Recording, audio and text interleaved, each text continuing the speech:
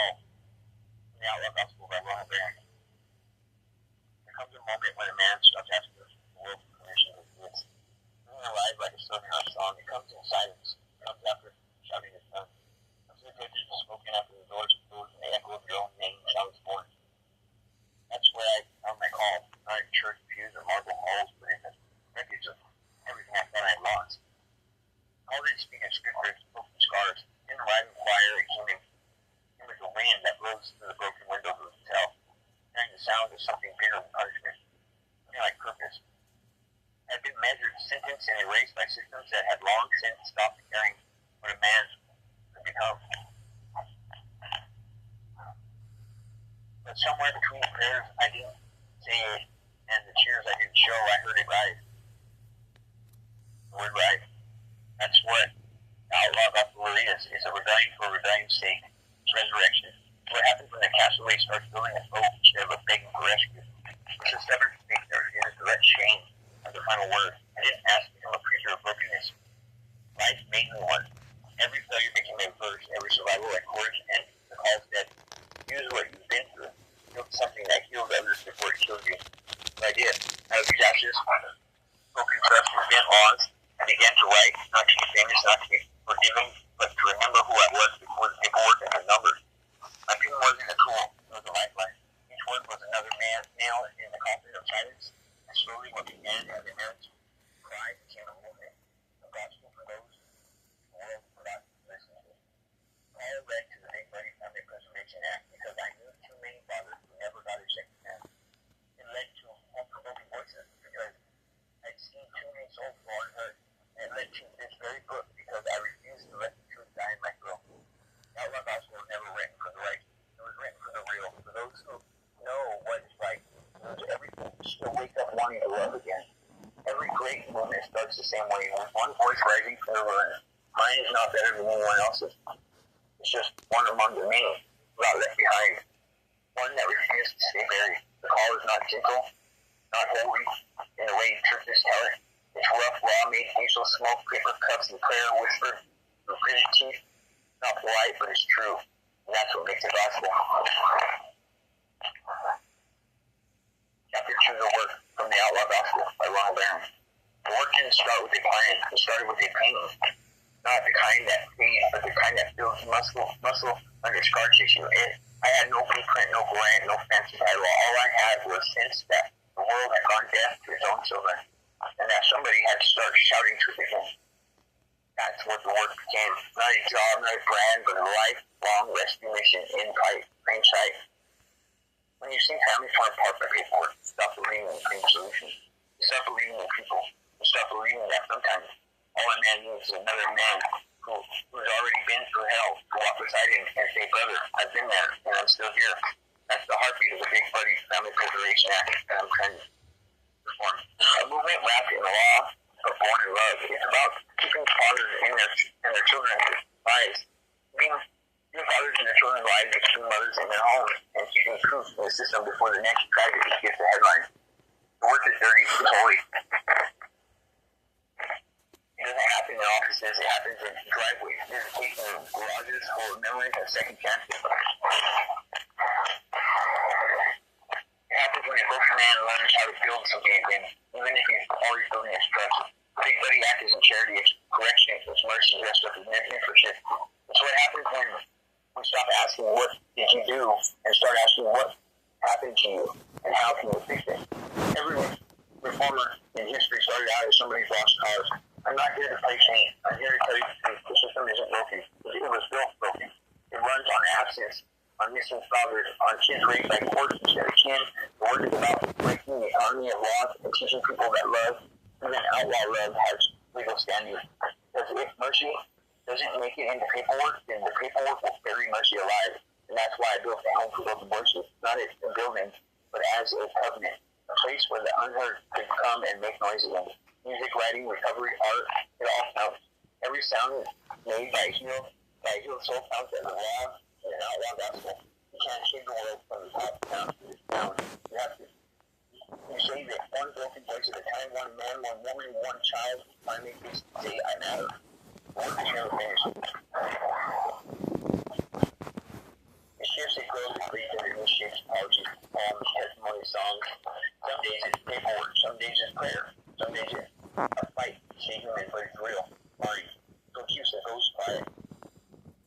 outlaw gospel lives and brings through it. A line of Egyptian echoing in every corner of the world that remembers grace. Chapter 3.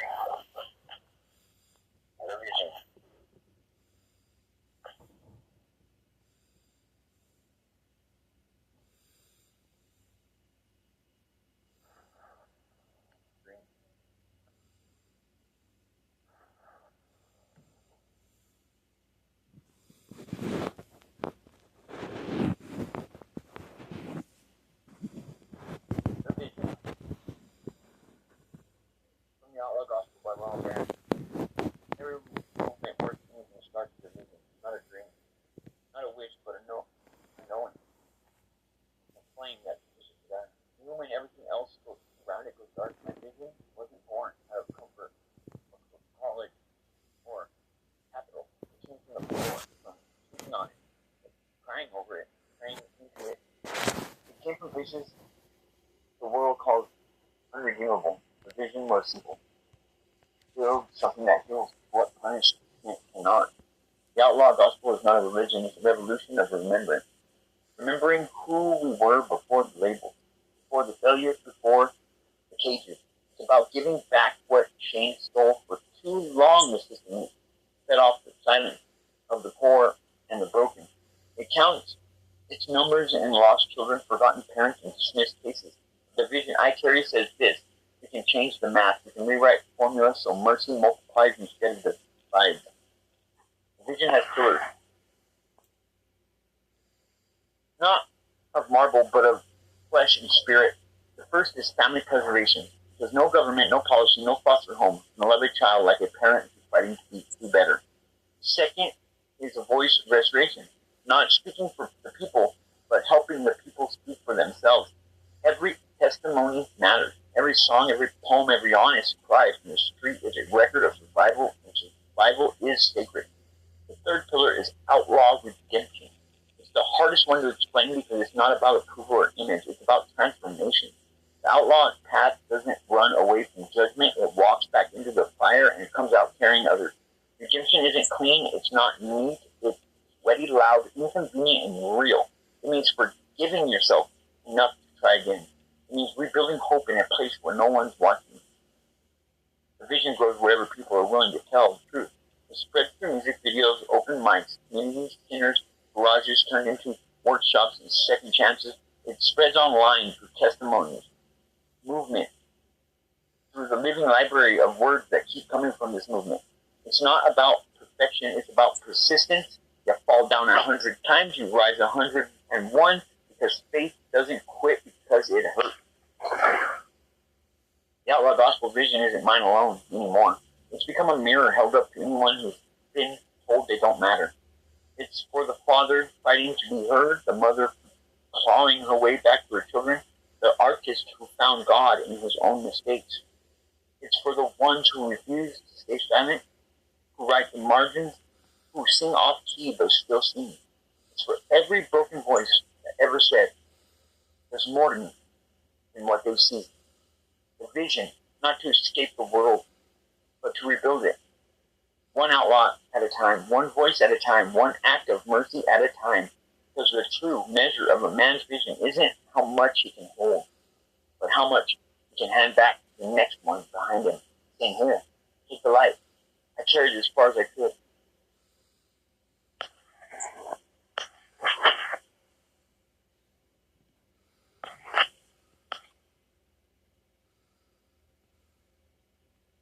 Right.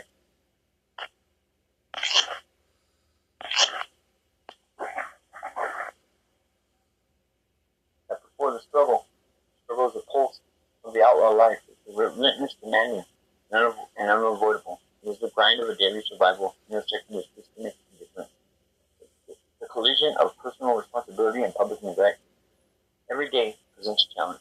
Bureaucracies that do not respond, courts that do not listen, a society that rarely acknowledges the cost of neglect. The struggle of is personal as well as collective. A test of faith, courage, and resilience. It is the father who must fight for every visit, the mother who must navigate endless paperwork, and the child who must endure even fear. But the struggle is also a teacher, showing where the system fails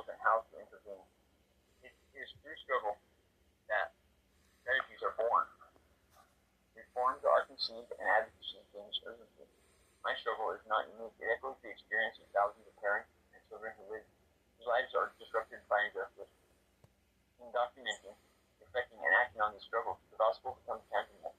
The struggle validates every effort, every law proposed, every sanctuary built, and every voice restored. Without struggle, the work is theoretical, and with struggle, it becomes living testimony. The struggle also demands endurance, demanding that one rise again even when hope falters, and that every failure fuels determination rather than despair. It's both crucible and forward, shaping those who persist in vessels capable of carrying justice, love, and redemption to those most in need.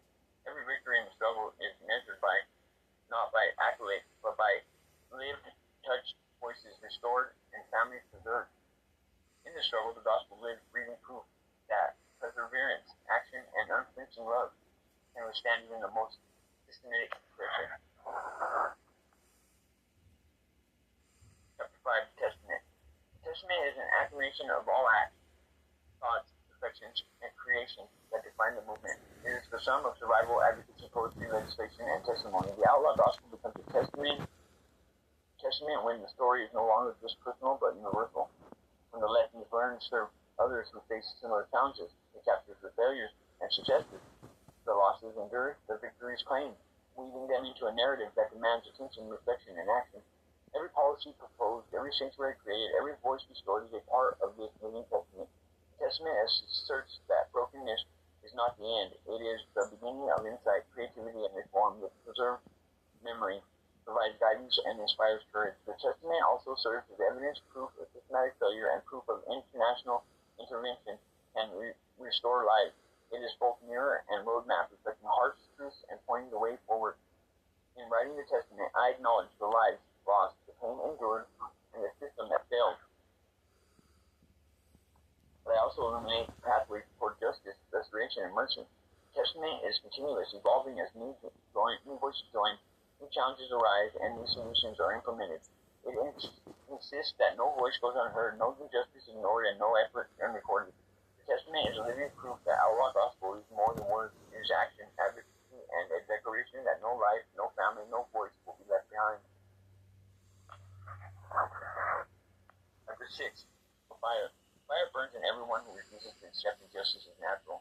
It begins quietly as a flicker of indignation, a spark ignited by personal experience, by witnessing the silent suffering of others, by understanding the cost of systems that ignore mercy. For me, the fire came from watching my children drift through bureaucratic machinery, from seeing fathers erased from their own families, from constant reminders that the world values compliance over compassion. The fire demanded action, demanded words and deeds that would not settle for mere survival, but for transformation. It drove the writing of the outlaw gospel, the creation of the Big Buddy Family Preservation Act, and the building of a home for broken voices. It is a relentless energy that refuses to rest until wrongs were addressed, voices restored, and lives reclaimed. Fire teaches endurance. It teaches that hope is not passive. It teaches that love is not quiet but active. That advocacy is not optional but necessary. Those who carry the fire must burn with complacency, care through apathy, and illuminate paths where darkness seems permanent. The fire is not destructive in the sense of ending life. It destroys the barriers, the lies, the neglect, and the indifference that strangle human potential. It is both an internal compass and an external beacon, guiding the outlaw gospel into the hearts of those who need it most. To feel the fire is not to be alive, to be conscious of injustice, and to accept responsibility not only for one's